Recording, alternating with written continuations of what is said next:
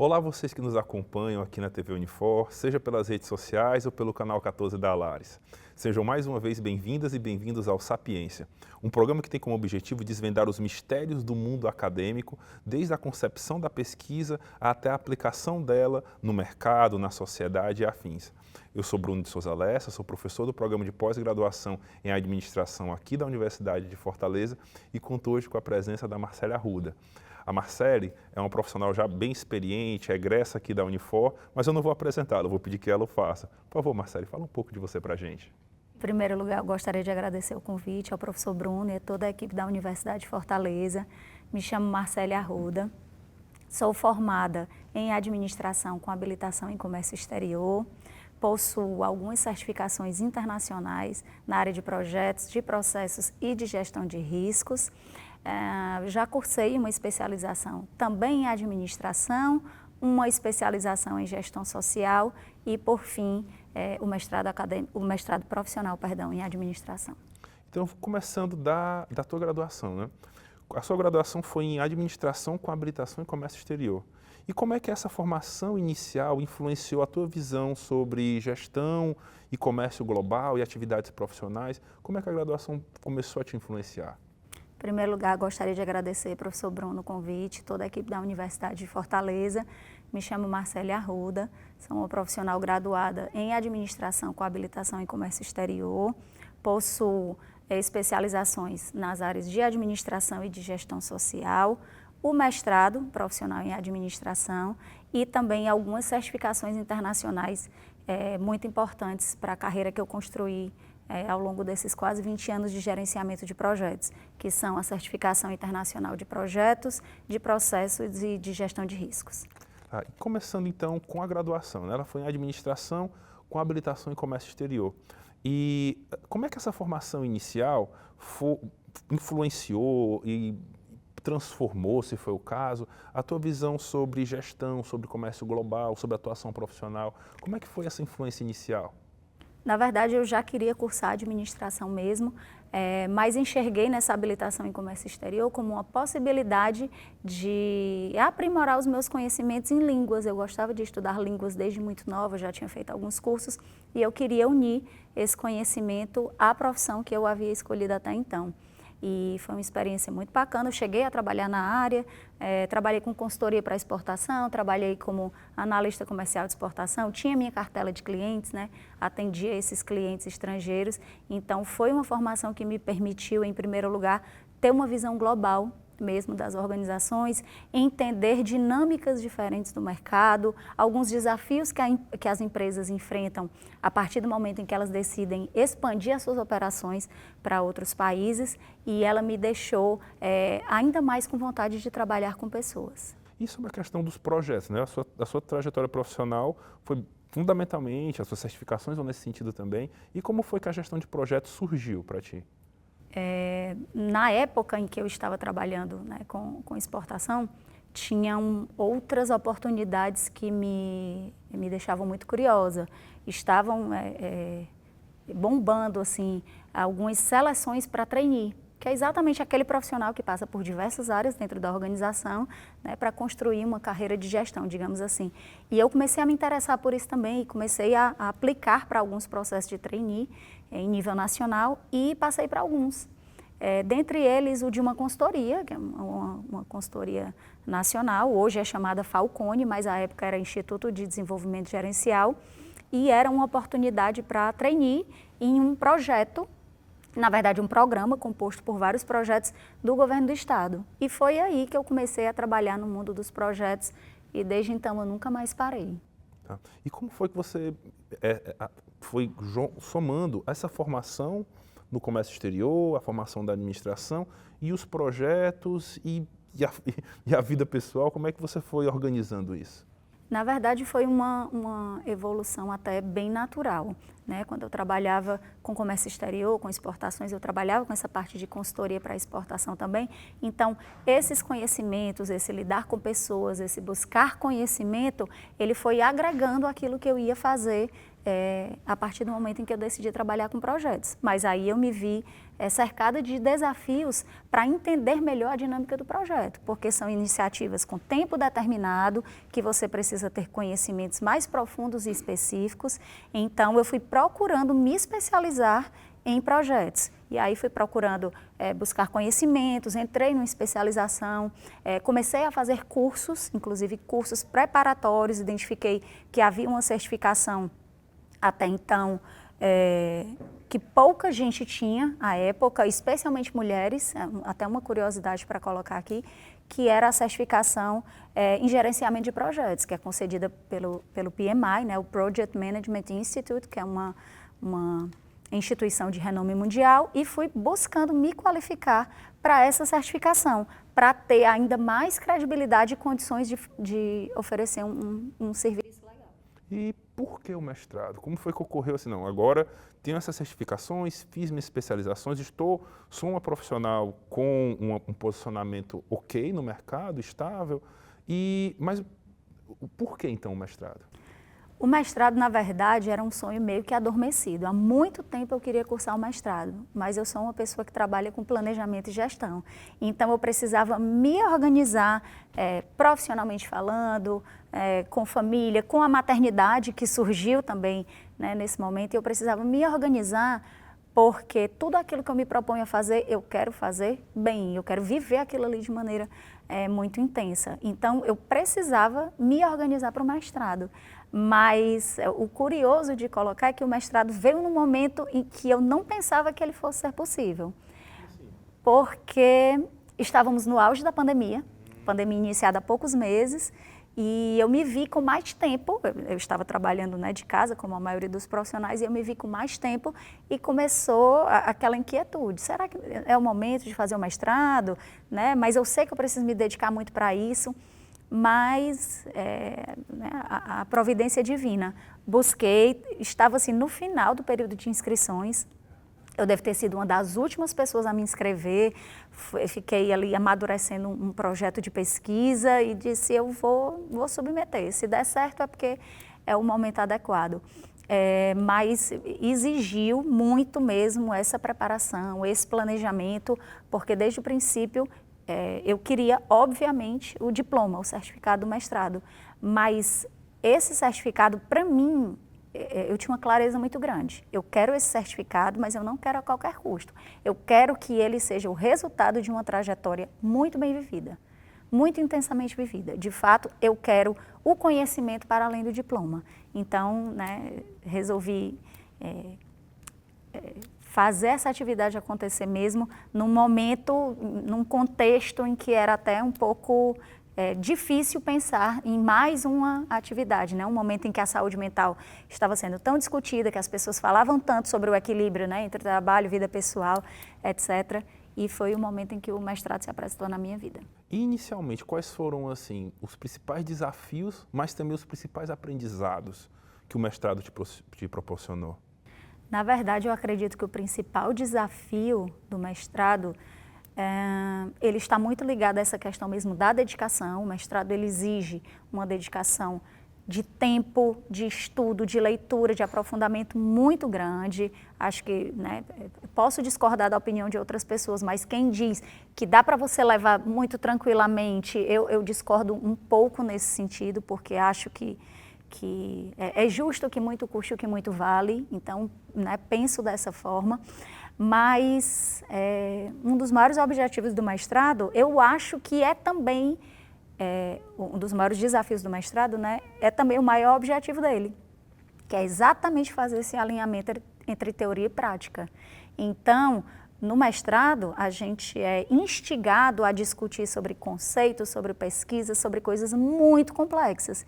E eu preciso absorver esses conhecimentos e, a partir daí, implantar na minha rotina de trabalho. E nem sempre isso é um caminho fácil. É um caminho que exige muito aprofundamento, muita discussão, que exige tentativas, né, de fazer dar certo. Então, talvez o maior desafio que eu ache, né, do mestrado seja esse, de fazer esse alinhamento mesmo entre teoria e prática. E aprendizados são muitos. Eu saí do mestrado, certamente, uma pessoa bem diferente da Marcele que entrou. Como era a Marcele antes do mestrado e como se tornou a Marcele depois do mestrado? A Marcele antes do mestrado era menos curiosa e menos crítica do que é hoje. Elabora. Pronto. O mestrado, ele desperta em você, ele joga uma sementinha mesmo de uma curiosidade, de uma inquietude, de não apenas absorver as informações sem criticar, sem analisar, sem identificar as evidências e os dados que estão por trás, quais são as fontes daquela informação, no que é que aquela informação é relevante, como é que eu posso utilizar aquela informação. Então, eu me tornei, eu acredito que muito mais analítica, muito mais crítica e muito mais curiosa mesmo, até exigente com algumas coisas depois do mestrado. E assim, dentro desse rol, como é que essa experiência, né, esses desafios e aprendizados, quais deles você conseguiu aplicar mais diretamente na gestão de projetos e na tua carreira? Muitos, muitos. Em primeiro lugar, o mestrado ele aprofunda em você algo que eu já vinha tentando mesmo desenvolver ao longo da minha carreira, que é uma visão estratégica, uma visão ampla, e eu aplico isso, né, diretamente nas organizações para as quais eu trabalho, nos projetos que eu gerencio.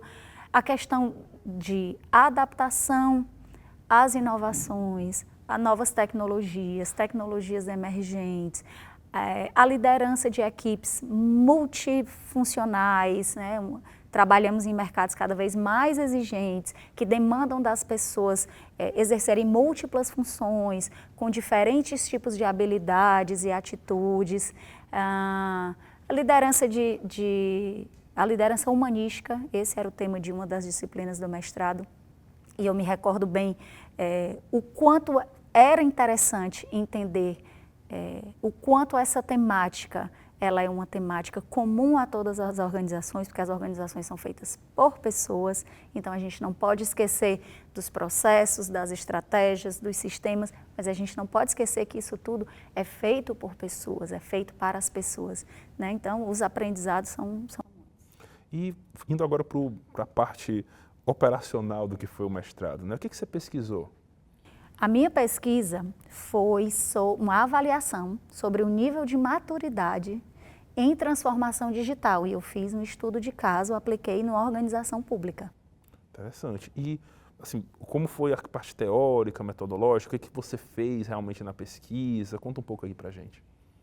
Se quiser falar o nome do orientador também, né, que sempre é importante. Professor Raimi, um abraço para o professor Raimi, que foi ótimo, mas só para contar um pouquinho como foi essa minha saga para chegar ao meu tema de pesquisa, né? Não foi um caminho fácil, porque à época eu tinha um outro orientador, fui pesquisando diversos temas, tinha vários projetos de pesquisa em paralelo, mas para alguns daqueles assuntos eu não me identificava bastante com aquele tema ou não via uma possibilidade de aplicação fácil, prática na organização para a qual eu trabalhava. Então, eu fui nessa saga mesmo, pesquisando, lendo artigos, até que, né, o professor Raimi assumiu a minha orientação, e eu comecei a pesquisar sobre esse tema e conversei com ele, e ele, vamos fazer, mas o que é interessante colocar também? Tive dificuldades porque não encontrava tanto muito referencial teórico, quanto modelos de pesquisa aplicada ao setor público. Eu encontrava muita coisa para organizações, indústrias, mas para o setor público, que era onde eu queria aplicar, eu não encontrava. Então, eu acabei tendo que desenvolver o meu próprio modelo, a partir da combinação de dois modelos que eu identifiquei para chegar o mais próximo possível do que eu queria aplicar. E vale ressaltar, pessoal, que o trabalho da Marcele é muito elogiado exatamente porque ela, no mestrado, fez esse movimento de juntar dois modelos, que é algo mais típico de um doutorado. Então, na verdade, a dissertação dela é quase uma tese, por conta da qualidade da pesquisa que ela fez.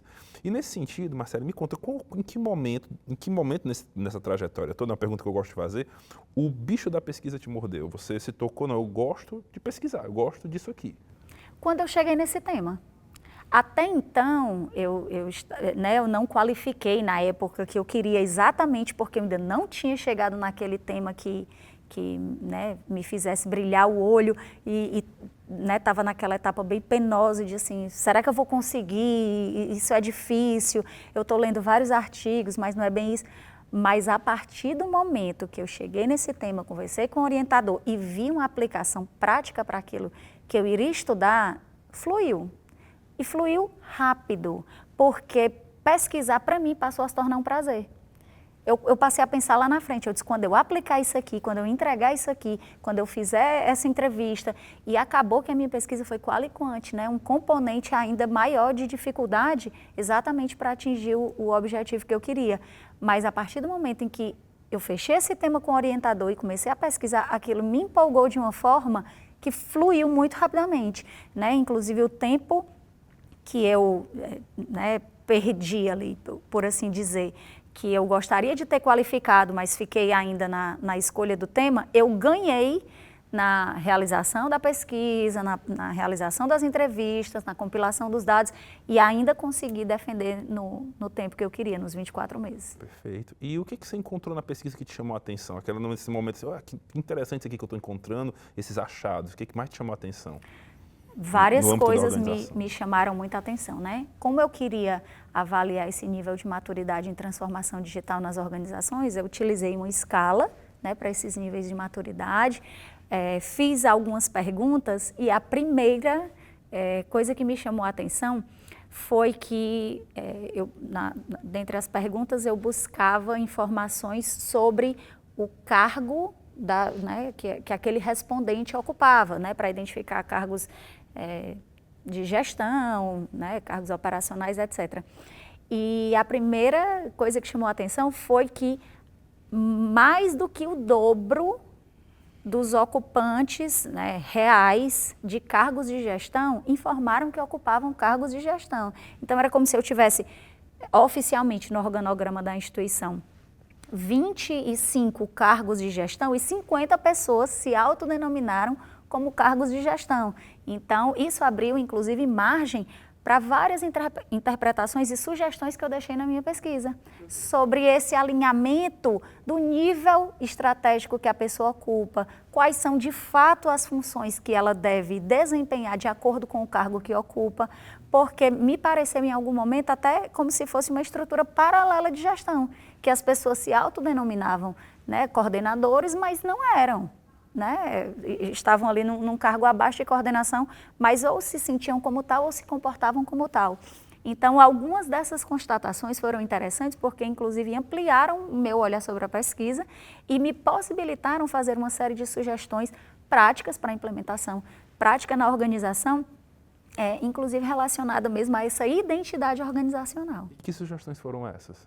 Várias. Uma dessas que eu coloquei foi a questão mesmo da adequação dos cargos, de uma revisão completa no regulamento da instituição, do organograma para identificar, né, todas essas posições, né, em que as pessoas se colocaram que não eram cargos de gestão, algumas relacionadas a promover ciclos de capacitação contínua sobre tecnologias, porque identifiquei também nas perguntas, e eram perguntas sequenciadas, que algumas pessoas diziam conhecer com muita segurança algumas dessas tecnologias, mas nas perguntas subsequentes esse conhecimento não era tão aprofundado assim. Então, fiz a sugestão também dessas capacitações, desse alinhamento, nivelamento conceitual sobre as tecnologias, a apresentação, né, de novas tecnologias, de sistemas, na parte de gestão de riscos também, né, que é uma das minhas outras formações. Fiz algumas sugestões de maneira a identificar precocemente os riscos para fazer planos de contingenciamento, né, algumas medidas preventivas para que os riscos não se concretizem. Então, ficou uma pesquisa bem completa. Interessante. E como é que você sentiu que foi o impacto dessas suas descobertas e das suas sugestões na organização? Como é que elas foram recebidas? A receptividade ela foi muito boa, acho que até porque foi uma das primeiras pesquisas que foram realizadas nessa instituição, né? Então, todo esse conhecimento, né, embasado cientificamente, ele foi muito bem recebido pela alta gestão. e bem como as sugestões também que eu deixei com a pesquisa, né? Eu tive a oportunidade de apresentar, né, todos os resultados, disponibilizei a dissertação também para todos os respondentes que participaram, né? Fiz um agradecimento a todos e a receptividade foi muito positiva. E um fato curioso, quando eu terminei a pesquisa e defendi, eu estava numa transição de carreira, eu não estava mais lá, né? Mas ainda tenho uma boa abertura e algumas amizades, inclusive com os membros da alta gestão, e tive a oportunidade de apresentar para eles lá e eventualmente pergunto, sei de algumas iniciativas que já foram realizadas a partir de sugestões, né, prova dessa boa receptividade, né, que quando os dados são apresentados de acordo com as percepções das pessoas, mas tem um embasamento científico, isso tende a se concretizar, né, a depender dos recursos, mas dependendo da boa vontade da gestão, isso se concretiza sim. Então, sei de algumas iniciativas que foram feitas nesse sentido, especialmente no tocante à comunicação e essa capacitação sobre novas tecnologias. Perfeito. E uma coisa que eu vi também no decorrer do teu mestrado é que você participou da Missão Colômbia, né? A Missão Colômbia, pessoal, é um momento no qual os nossos alunos, um grupo de alunos, eles vão para visitar a Columbia University e lá passam por uma série de programações, visitas a empresas, momentos de conversas com CEOs, CFOs, com C-level, né, esses gestores que de fato mandam nas organizações. E é uma experiência que o mestrado, tanto o acadêmico quanto o profissional aqui, proporcionam. E eu sei que você participou, né? Eu queria ouvir de você como é que foi essa experiência. Foi incrível, né? A Missão Colômbia, ela foi inclusive um dos diferenciais pelos quais eu optei pelo mestrado profissional, né? Eu queria muito ter essa oportunidade de estar em uma das melhores universidades do mundo e de ter todo esse ambiente muito fértil à aprendizagem ao meu favor. Fui com uma turma de amigos, né, da minha turma do mestrado para a Missão Colômbia e foi assim excelente. A cidade é maravilhosa, já tem todo um ambiente muito favorável a isso. Está em uma das melhores universidades do mundo, com professores de altíssimo gabarito, assim, do mais alto nível acadêmico, com discussões sobre cases reais mundo afora, desenvolvendo habilidades linguísticas, isso tudo não tem preço. Realmente é uma experiência muito transformadora. E as visitas às empresas também são excelentes. Prova da robustez e da credibilidade que essa parceria tem. Nós visitamos várias empresas, Google, Bank of America, nós fomos na ONU e ao final, né, das apresentações todas, nós tínhamos um espaço para fazermos perguntas, para conversarmos com essas pessoas. E um fato que me chamou muita atenção foi que nesse momento éramos nós e essas pessoas, não tínhamos intermediários, não tínhamos ali algum mediador, né, que escolhesse ou não as perguntas que iam ser respondidas. Então foi um momento riquíssimo de muita troca de informações. Eu lembro de um dos executivos, né, de um banco americano que era um brasileiro, né, e é um fato muito curioso para colocar, um brasileiro muito jovem que havia construído a carreira em instituições bancárias desde muito novo, mas ainda assim era muito jovem. E ele destoava completamente daquele estereótipo que a gente tem dos profissionais de Wall Street, né, aqueles senhores engravatados. Né, era um brasileiro que morava lá há muitos anos e ocupava uma altíssima posição. E a gente ficou conversando com ele e uma das perguntas foi sobre os conselhos que ele gostaria de ter ouvido na época em que ele optou por ir para Nova York e assumir esses desafios. Então, são momentos de muita troca de informação. Com curiosidade, quais foram? Você lembra assim, o que ele comentou? Alguns. Lembro que ele comentou que era não dar muito ouvido à opinião das pessoas, quando essa opinião ela não é construtiva, né, que ele acreditasse nele mesmo, na intuição, que buscasse conhecimento. Tinha a questão também né, do idioma, né, todas as barreiras culturais, uma pessoa, né, vinda, né, de um país em desenvolvimento, tinha toda essa descrença para adentrar também em mercados que são tão complexos, digamos assim. Mas só para colocar o quanto essa experiência realmente foi transformadora. E na volta, né, como é que essa experiência transformou a Marcele, não primeiro no mestrado, queria que você me falasse como é que foi a tua pesquisa depois desse momento, e na tua experiência profissional, na tua convivência, na organização, como é que foi? Na verdade, eu cheguei a concluir e defendi antes do módulo. Porque, como eu cursei o mestrado na pandemia, o módulo ele ficou represado uns 2 anos, né, que por questões diversas relacionadas à pandemia, não aconteceram, e aí eu me programei para participar, né, assim que o módulo retornasse. Então, eu acabei defendendo a minha pesquisa antes. E teve o lado bom, óbvio, que eu fui muito tranquila, eu fui para aproveitar a experiência, eu fui sem nenhum tipo de, né, assim, de peso, né, relacionado a isso. Enquanto já fui mestra, enquanto alguns colegas ainda estavam, né, naquela luta, ainda, quando chegar ainda vou ter que fazer tal ajuste, ainda vou ter que, né, esse foi o lado bom. O outro lado é que certamente eu teria utilizado alguns desses conhecimentos na minha pesquisa, talvez eu tivesse feito outras abordagens, né, muitas coisas poderiam ter acontecido nesse caminho, mas foi um caminho muito feliz, na minha opinião. Profissionalmente, como é que se tornou, depois da Missão Colômbia, Marcele, na organização? É também um divisor de águas nesse sentido. A Missão Colômbia e o mestrado, eles me deram ainda mais credibilidade profissional, né?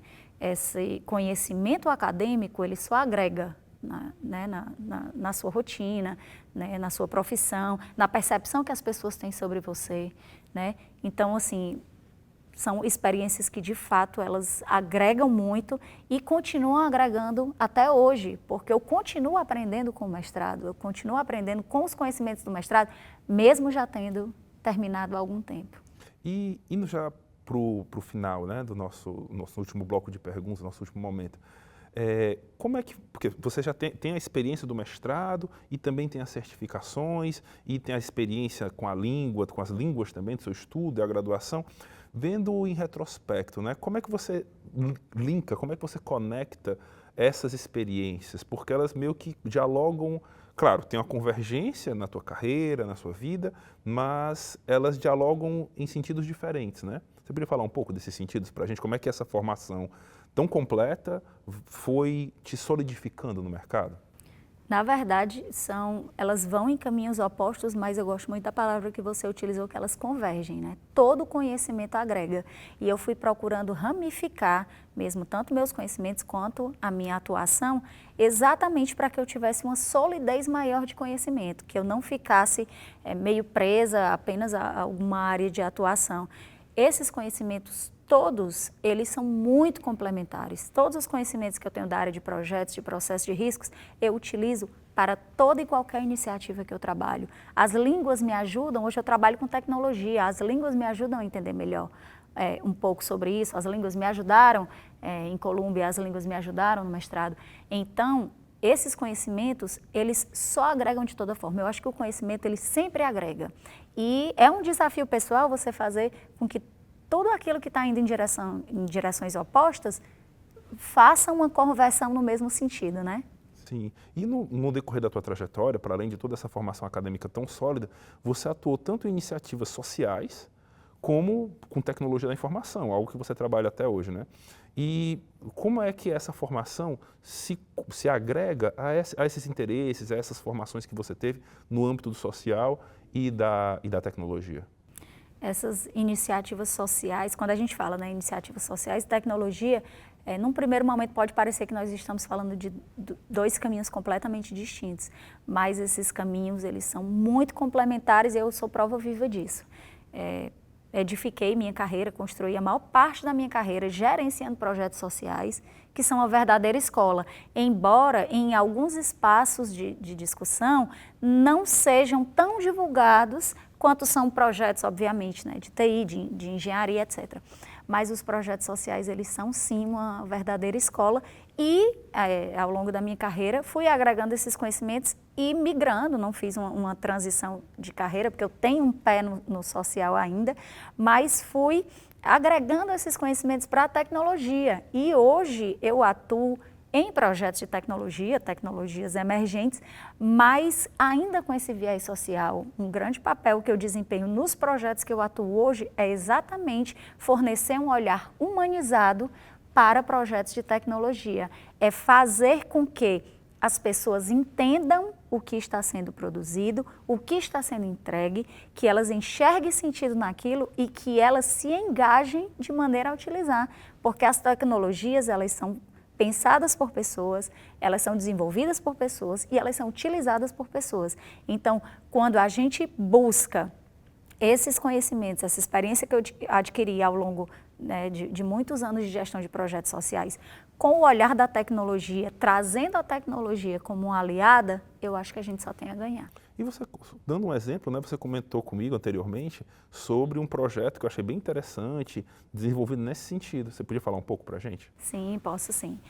Um dos projetos de inteligência artificial que eu gerencio hoje, ele também é uma prova dessa junção perfeita, ótima entre o social e a tecnologia.